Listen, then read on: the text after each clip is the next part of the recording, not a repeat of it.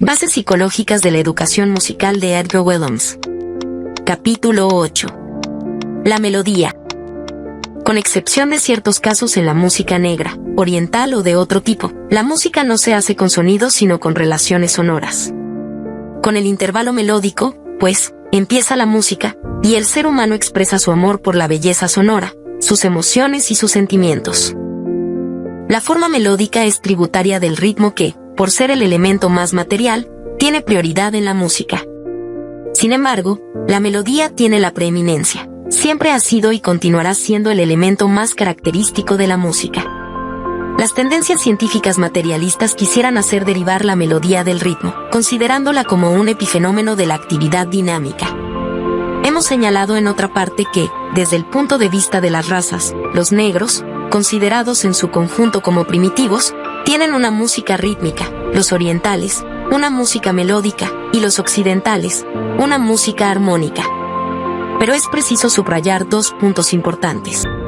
Primero, lo que se llama corrientemente música, entre los negros, no es, en su mayor parte, más que ritmo premusical, y la melodía, realizada por ejemplo en el xilófono, generalmente es tan solo ritmo coloreado, es decir, intensificado, enriquecido por una variedad de sonidos más claros o más sombríos, más fuertes o más suaves.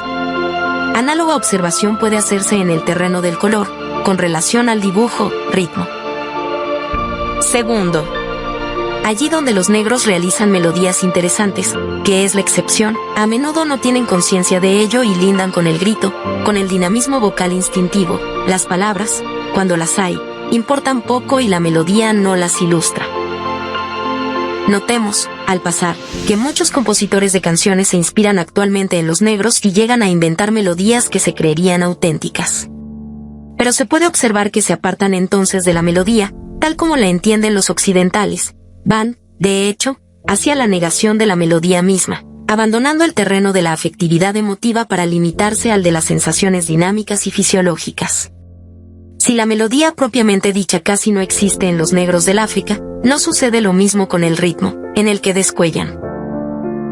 Con todo, puede haber decadencia en este terreno, allí donde el ritmo, en lugar de permanecer en la simplicidad y pureza de las leyes físicas, cae en aberraciones y se esfuerza por imitar hasta las manifestaciones orgánicas menos nobles. La verdadera melodía parte de una emoción, de un sentimiento, no de un acto físico. El sonido resultante de un acto físico no es más que un elemento premusical, como el ritmo. Tomar estos elementos por música es un error psicológico que pone al educador en riesgo de tomar un camino falso. Hasta compositores de primer orden cometen el error de negar el valor de la melodía en lo que ésta tiene de más característico, la expresión de sentimientos, de estados anímicos. Nunca se insistirá demasiado en este hecho. Se quisiera hacer música únicamente con materia musical e intelecto, eliminando el corazón, al que se le imputan exageraciones y faltas de gusto. Se abandona, por lo mismo, el sentimiento profundo y elevado, que es lo opuesto al sentimentalismo y que trasciende a menudo el intelecto.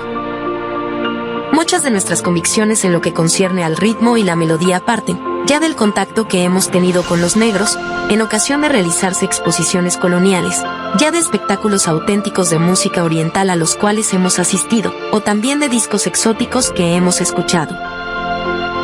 La naturaleza del ritmo, como elemento primero, se encuentra en el movimiento melódico. No solamente la hallamos en la imagen gráfica del ascenso y descenso de la línea melódica, sino también en el movimiento creado por las tensiones y relajaciones inherentes a la sucesión de los intervalos. Este doble aspecto del ritmo, que acabamos de considerar, ilustra la interpenetración de los diversos elementos psicológicos y musicales. Notemos que las tensiones y relajaciones no son más que medios de expresión que usa la afectividad y esta, en su esencia es, lo repetimos, diferente del movimiento y no un epifenómeno de este. La melodía puede tener numerosas fuentes de inspiración exteriores, los ruidos de la naturaleza, los de las máquinas, los de los trabajos manuales, el grito de los animales, el canto de los pájaros, el balbuceo de los niños y el lenguaje. Pero la verdadera fuente de la melodía, la fuente psicológica, se encuentra en nuestras propias emociones y sentimientos.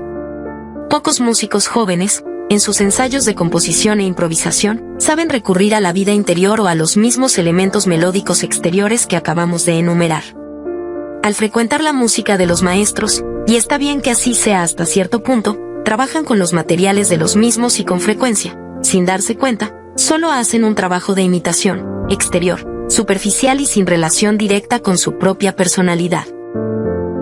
Es tarea del profesor llevar al alumno a establecer un contacto directo entre la vida musical exterior y su propia alma.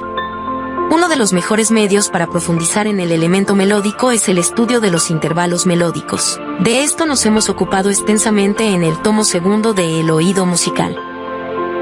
En su libro sobre Johann Sebastian Bach, Albert Schweitzer da ejemplos probatorios del valor expresivo de los intervalos. Ya nos hemos referido a las canciones. Corresponde aquí señalar algunos puntos.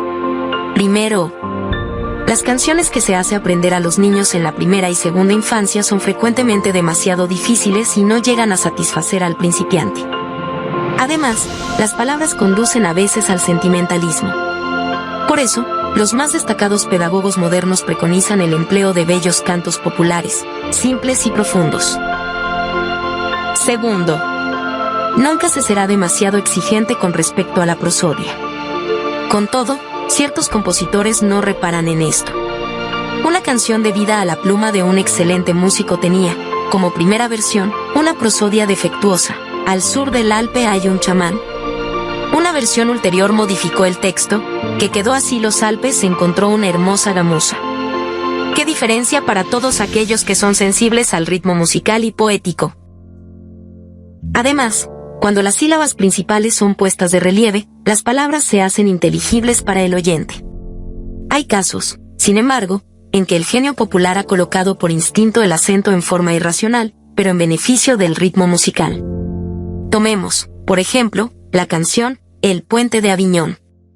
El pueblo canta, llevado por el ritmo de la fórmula, dos corcheas negra, sobre el puente de Aviñón, bailamos ahí, etc., o bien marcando cada tiempo, sobre el puente de Aviñón, bailamos ahí, bailamos ahí. Ciertos pedagogos bien intencionados dirán que esto es justamente lo que no hay que hacer. Hay que educar al pueblo en la línea recta. Por ello, las ediciones han modificado la acentuación en este sentido. Sobre el puente de Aviñón, bailamos ahí, bailamos ahí. Es lógico, pero el acompañamiento de la canción, por los acordes de tónica y de dominante, muestra que la primera versión tiene más carácter rítmico que la segunda. Sabemos que la armonía desempeña un papel esencial en el ritmo, puesto que al ritmar diferentemente una serie melódica se cambia la armonía, y que podemos decir, ritmo más melodía, igual a armonía, o a la inversa, melodía más armonía, igual a ritmo. Esto en el doble sentido de la duración y de la intensidad. La nota de duración más larga o acentuada recurre normalmente al acorde. En la canción citada, las versiones correctas han disminuido el interés rítmico musical en beneficio del de las palabras.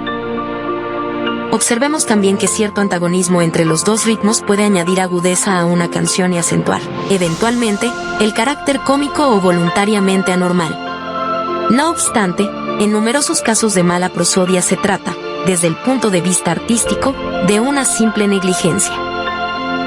La mayoría de las canciones evolucionan dentro del límite de las escalas o de las fórmulas melódicas derivadas de las escalas, modos, como las ragas, escalas microtonales, en la India. Dichas escalas son a veces fundamentos puramente técnicos, en ocasiones elementos teóricos unidos a un valor melódico de carácter expresivo, como en la música griega, en la que la escala está basada sobre tetracordios, cargados con un eidos, valor expresivo. Nuestras escalas mayores y menores, aún derivando de las escalas griegas, tienen mayor valor melódico que las mismas y sobrepasan el ámbito de la cuarta. Pero sobre esto es necesario decir algunas palabras. La escala. Este breve estudio no nos permite ocuparnos de la escala como es debido. Nos esforzaremos, pues, por ir a lo esencial. En primer término, la escala se presenta como un elemento simple y natural y con frecuencia se canta por instinto. En realidad, la escala nos coloca frente a una serie de problemas psicológicos, el primero de los cuales concierne al hecho, a menudo discutido, y especialmente en arte, de que el ser humano ha evolucionado en el decurso de los siglos y que la naturaleza de su inteligencia se ha modificado. Una prueba concluyeme de ello es que, frente a principios idénticos, ha testimoniado una actitud intelectual distinta, como es precisamente el caso con la música. Los griegos poseían instrumentos que les permitían practicar la armonía, y causa extrañeza pensar que no lo hayan hecho en manera alguna. Aquí, como en muchos otros casos, por otra parte, la música nos proporciona indicaciones útiles sobre la evolución de la humanidad. Las escalas griegas eran todavía esencialmente melódicas y modales. Las nuestras, en cambio, tienen una significación y un alcance armónicos, lo que prueba que nuestra orientación mental está más aguzada que la de los griegos, dadas las estrechas relaciones psicológicas que existen entre la armonía y la inteligencia. En los griegos, el tetracordio, punto de partida, estaba dividido en tonos y semitonos y puede decirse que sus escalas estaban compuestas de esos elementos.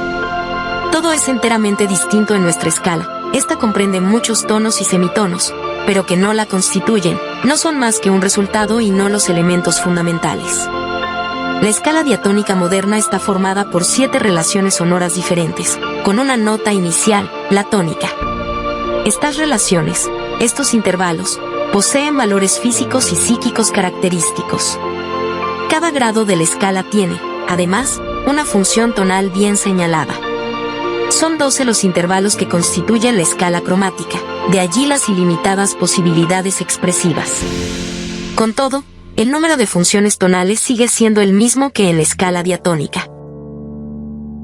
De lo que antecede surge, pues, claramente, que desde el punto de vista pedagógico es falso afirmar que para aprender una escala es preciso conocer ante todo los tonos y los semitonos. Un niño que canta una escala, y lo mismo un adulto, no canta tonos y semitonos, sino que, en el espacio de una octava, consciente o inconscientemente establecida, canta una serie de intervalos a partir de la tónica. Obedece así a las leyes de las consonancias físicas de la quinta justa, segundo punto de referencia después de la octava, de la cuarta justa, quinta inferior, de la tercera mayor, etc. La escala ha variado según las épocas y las razas y ha estado bajo la dependencia de diversos elementos físicos, materiales, leyes de la resonancia de los cuerpos, instrumentos, fisiológicos, voz humana, afectivos, emoción, que se relaciona con la naturaleza de los intervalos empleados, mentales, cálculos matemáticos de las vibraciones sonoras, o consideraciones astronómicas. Pero esta gran complejidad no debe desanimar al psicólogo que, guiado por la sensibilidad, puede ir a lo más urgente en la práctica pedagógica. La experiencia y la vida son, por lo general, buenas guías. Esto no debe impedirle completar sus conocimientos y mantener viviente el deseo de penetrar cada vez más en los misterios de la música. La octava, el acorde perfecto mayor, los tonos y los semitonos cromáticos, son normas inherentes a la naturaleza misma de los sonidos y a la del ser humano, normas necesarias para la construcción musical. Otras normas secundarias pueden variar según las maneras de ser y los caprichos de los creadores, pero conviene establecer una línea de demarcación entre las simples invenciones cerebrales y los aportes de la evolución, que entrañan valores permanentes. Como la escala mayor es, en la evolución de la música occidental, un elemento armónico, conviene hacer de ella un punto de partida en la educación musical. Provee ejercicios para dominar el ordenamiento de los sonidos, de los nombres y de los grados. En un periodo más avanzado ayuda al conocimiento de la jerarquía de los intervalos, jerarquía ignorada o conscientemente rechazada por ciertos teóricos modernos que quisieran orientar la evolución de la música conforme a especulaciones intelectuales. ¿Acaso es preciso mencionar a aquellos que, después de la escala de los 12 tonos, preconizan el empleo de los cuartos de tono? ¿O bien a los que, abandonando el cromatismo sobre la base del diatonismo, desechan la jerarquía espiritual de los intervalos en beneficio de un orden puramente material de 12 semitonos iguales? Notemos, al pasar, que la música occidental, aún ejecutada en instrumentos atemperados, siempre usó, desde el punto de vista artístico y espiritual, las escalas con sostenidos y bemoles.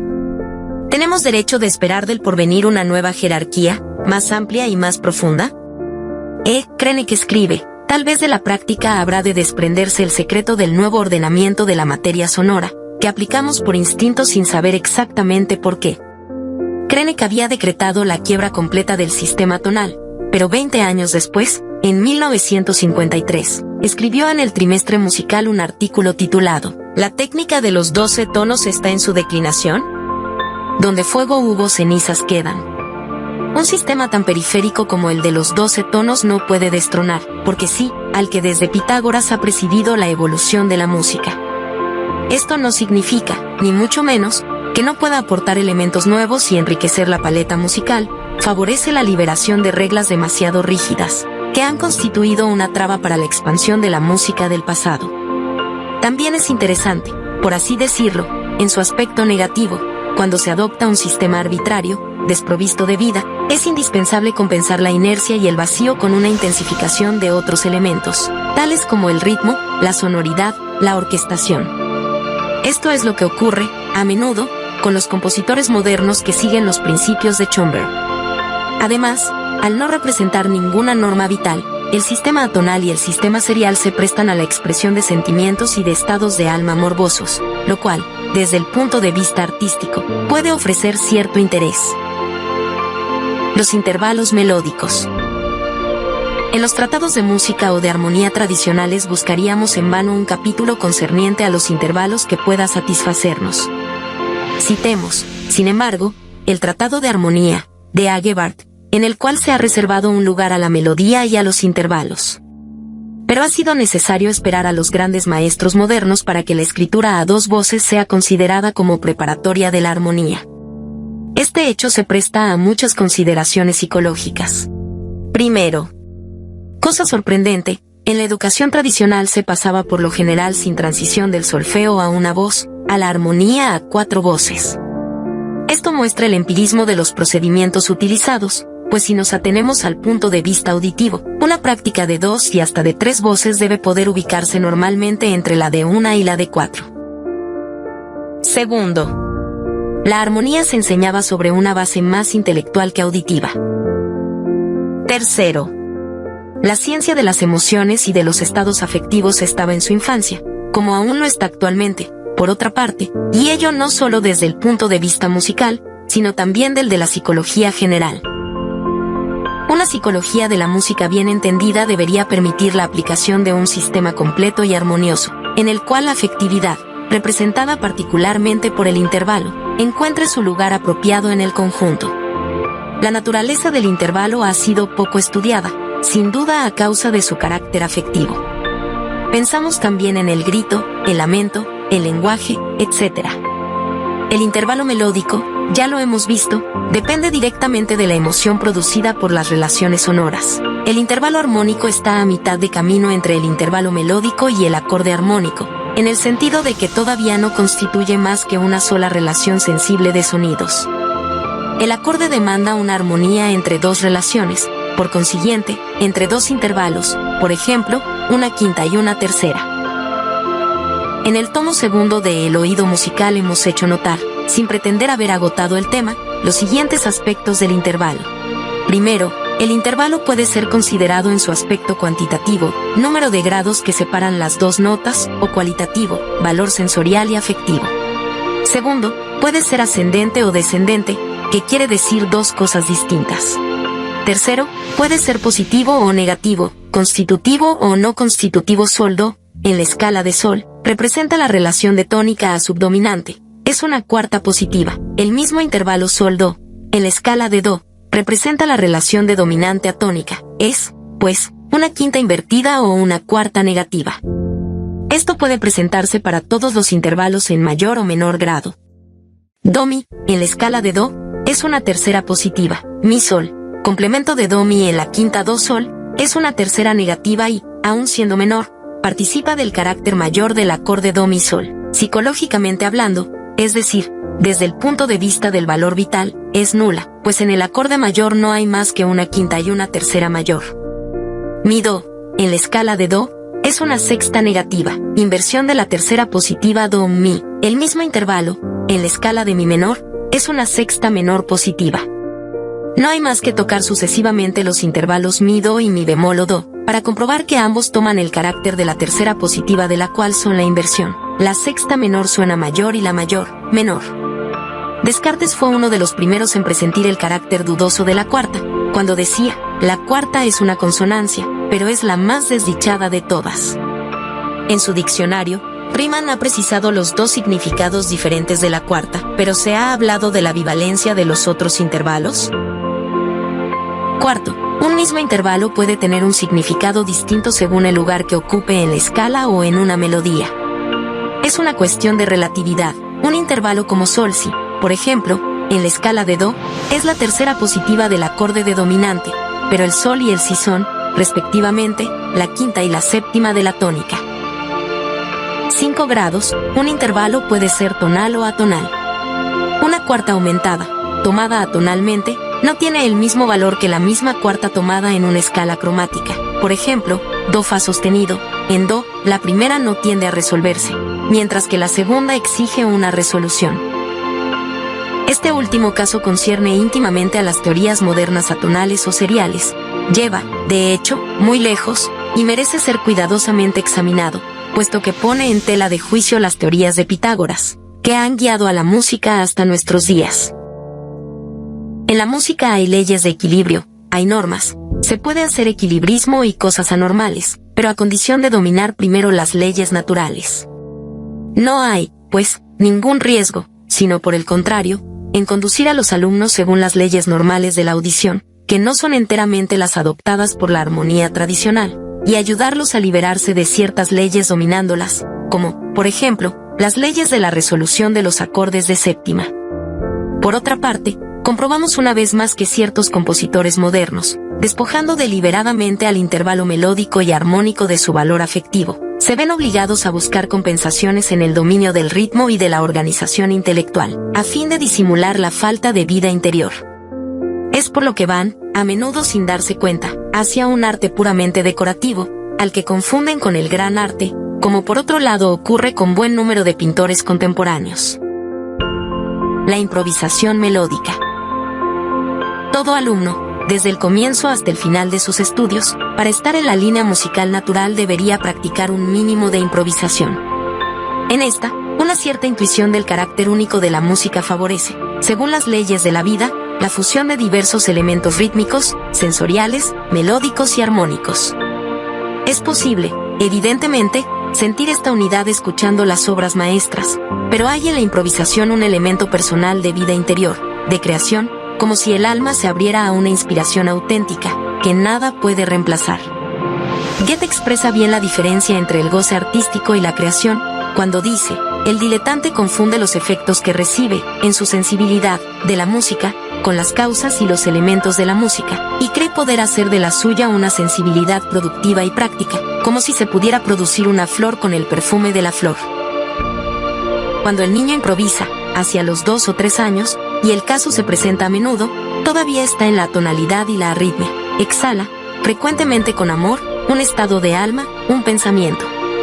¿Cómo se puede aprovechar, desde el punto de vista pedagógico, ese estado de gracia premusical? Corresponde al pedagogo asir al vuelo los primeros balbuceos y, completándolos ligeramente, darles forma, para que el niño pueda enseguida retener y cantar su canción. Este instinto, que hace cantar al infante, desaparece en general algo más tarde, obstruido por las funciones intelectuales que van despertando. La música, sin embargo, permite mantener esta pequeña llama, o volver a despertarla a la edad en que el niño aprende solfeo. Hemos tenido grupos de alumnos que han inventado numerosas melodías. Un niño canta la primera frase, la retoma con el nombre de las notas, luego la anota y pasa a la siguiente, que será como la respuesta a una pregunta. Se agregan aún 2 frases para completar la cuadratura, pues esta ofrece una de las mejores posibilidades para despertar el sentimiento de la forma. Hacemos a los adultos a quienes hay que encauzar hacia la improvisación. Por lo general, supóngase que el alumno está dotado y se lo dirige, la mayoría de las veces, por el camino de la práctica instrumental. Comúnmente, esta improvisación está basada en la armonía. En cuanto a la improvisación melódica propiamente dicha, se la considera como un don, y no hay que ocuparse de ella. Ciertos pedagogos han dictado reglas para componer una buena melodía. En su libro de ejercicios para la composición a 2 voces, Hindemith habla de los elementos técnicos que sirven para construir una melodía y da indicaciones de gran valor, pero deja a un lado todo lo que atañe al despertar de la sensibilidad emotiva y del oído musical, que se suponen existentes. A la pregunta, ¿qué hace usted con los alumnos de armonía que no tienen oído?, Hindemith nos respondió, los dirijo hacia el desarrollo auditivo. Ahora bien, la clave de la improvisación melódica está en el oído afectivo, basado en la sensorialidad y sostenido, como se debe, por el sentido del ritmo. Debe haber, normalmente, una unión orgánica entre el ritmo y la melodía. Esta unión no se hace fácilmente a pedido, depende de la práctica viva, que recurre al instinto rítmico y al corazón, estado de alma. Cuando un alumno, que ha hecho técnica de la improvisación durante 1 o 2 años, no llega a expresarse, es que una de las dos fuentes vitales, o ambas, son inoperantes. En la eventualidad, se puede partir del ritmo solo para expresarse melódicamente. El proceso más natural es, sin embargo, se parte de un estado de alma, o de un sentimiento, se despierta el instinto rítmico a fin de que dé forma a la expresión, intensificando, de ser posible, el estado emotivo, y con la inteligencia como guía se fija la meta que se debe alcanzar. Es necesario expresarse en la forma más directa posible, con la eventualidad de que en el momento de la creación uno pierda la conciencia precisa de lo que hace, dejando gran parte librada a la sensibilidad y a lo irracional. Toda la técnica asimilada por ejercicios preliminares puede ser así llamada a contribuir. Pero se entiende que, según un desarrollo psíquico normal, no hay que comenzar por hacer únicamente técnica. Lejos de eso, es preciso, tanto como sea posible, partir de la vida y liberar las espontaneidades íntimas. No diremos, en forma absoluta, que la técnica vendrá naturalmente cuando se tiene algo que decir, pero no es menos cierto que lo principal es tener algo que decir. Se ha dado el caso de ciertos alumnos, capaces de inventar una melodía, que no podían inventar una frase rítmica sin el apoyo de la melodía. Esto prueba que el instinto rítmico no estaba bastante desarrollado. En consecuencia, el alumno se ve rápidamente detenido en su improvisación, bloqueado por falta de impulso rítmico, sobre el que repose la forma. En este caso, es preciso, pues, proceder a una reeducación rítmica, que con frecuencia solo es cuestión de acondicionamiento. Se ve así, una vez más, hasta qué punto los elementos vitales deben encadenarse para que la improvisación pueda surgir de las fuentes auténticas, recurriendo al subconsciente, a menudo saturado desde la primera infancia de impresiones musicales. Afinación. Hemos visto que el tono puede dividirse infinitamente, que la finura de percepción de los oídos musicales es muy variable y que puede llegar del 0 al duocentésimo de tono. Habrá, pues, auditivamente hablando, músicos de todos los grados. La sensibilidad auditiva desempeña un papel de primer orden en el canto y en la práctica de los instrumentos de cuerdas. Es también muy importante en la ejecución de los instrumentos de viento, donde el sonido, aunque en principio producido por el instrumento, depende, no obstante, para la afinación, de la calidad musical del ejecutante. Pero aún para aquellos instrumentistas que practican la ejecución atemperada, la sensibilidad sensorial auditiva es importante. Influye en el toque y especialmente en la ejecución polifónica. Esto mismo es aplicable a los acordes, puesto que las notas de un acorde no tienen todas el mismo valor. Según los casos, es necesario poner de relieve una u otra. El hecho de que una nota pueda ser, alternativamente, por ejemplo, un la sostenido o un sol bemol, desempeña también un papel en el toque, que asegura, entre otras cosas, la claridad del lenguaje resolutivo de las disonancias. Evidentemente, un buen oído permite penetrar mejor que otro menos bueno en el espíritu de la obra. Este se desprende, en gran parte, de los detalles técnicos sonoros, intervalos, acordes, modulaciones, etc. Es, pues, menester dar un lugar de importancia al oído musical, cualquiera sea el instrumento que se practique. El oído puede desarrollarse en todos los grados, sin distinción, desde la más tierna infancia hasta el virtuosismo del profesional. La relatividad es un principio esencial del arte. La afinación puede variar según los casos. Por otra parte, puede ser de diversas naturalezas. Una vez más, al estudiar la naturaleza de la afinación, nos vemos llevados a unificar la triple naturaleza humana, física, afectiva y mental. Así tendremos: primero, la afinación natural, dada por las leyes de la resonancia de los cuerpos. La ley de los armónicos engendra sonidos naturales. Por otra parte, con la quinta justa, tercer sonido parcial, dado por las relaciones 2/3 para la longitud de la cuerda y 3/2 para el número de vibraciones, se puede formar una escala diatónica y cromática. Según la afinación, obtenida por las quintas, el do sostenido es un noveno de tono, coma pitagórica, más alto que el re bemol, el re sostenido es más alto que el mi bemol, etc. Por eso las notas alteradas tienen un valor sensorial particular. siguen leyes de atracción y de equilibrio, creando así tensiones y relajaciones. Por lo mismo, retienen un poder dinámico especial. Segundo, la afinación expresiva, propia del artista. Este último, aun respetando las leyes naturales, las aprovecha, las exalta y llega así a dar a la melodía un verdadero valor expresivo. Esta afinación es eminentemente relativa y subjetiva, mientras que la afinación natural es un hecho objetivo, lo que no significa de ninguna manera que carezca de cierto valor expresivo. Según la afinación expresiva, un mi bemol, por ejemplo, en el acorde do mi bemol sol, no es el mismo que en la serie de sonidos do mi bemol re, en la cual la tendencia resolutiva del mi bemol funciona plenamente. Todos los verdaderos artistas, entre los violinistas y los violoncelistas, por ejemplo, practican esta afinación, a veces hasta inconscientemente. ¿En qué difiere la afinación expresiva de la afinación natural, desde el punto de vista del número de vibraciones? Tomemos un sonómetro, instrumento con 13 cuerdas iguales, afinadas en el do, del cual ya hemos hablado.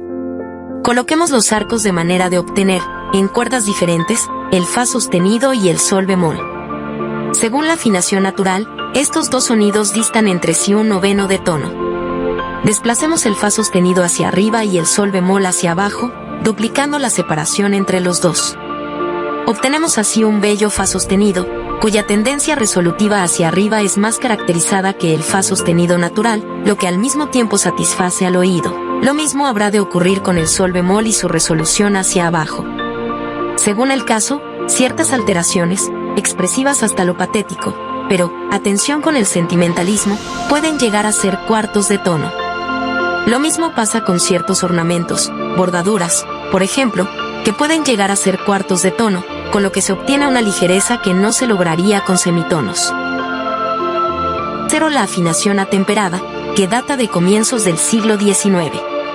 Consiste en una división de la octava en 12 partes iguales, que llevan así al do sostenido y al re bemol, por ejemplo, a un sonido único.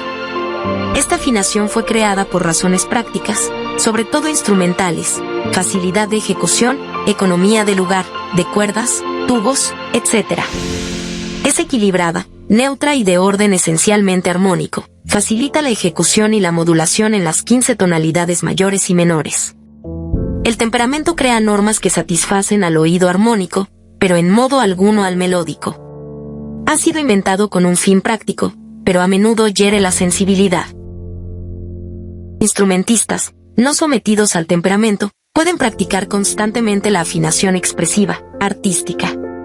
Con frecuencia se nos ha preguntado si la ejecución simultánea de, por ejemplo, un pianista y un violinista sensible no crearía una desarmonía.